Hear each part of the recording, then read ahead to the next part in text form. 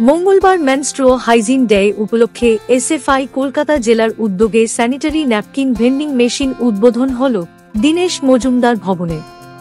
উদ্বোধন করলেন কলকাতা দক্ষিণের সিপিআইএম প্রার্থী কমরেড সায়রা শাহ হালিম, ঝাড়গ্রাম লোকসভার প্রার্থী কমরেড সোনামণি টুডু, এসএফআই কেন্দ্রীয় কমিটির নেতা কমরেড ঐশী ঘোষ।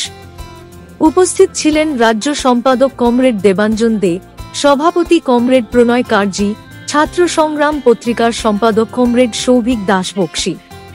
আগামী দিনে প্রতিটা শিক্ষা প্রতিষ্ঠানে, পাবলিক প্লেসে এই স্যানিটারি ন্যাপকিন ভেন্ডিং মেশিন বসানোর জন্য লড়াই চলবে বলে জানিয়েছেন তাঁরা।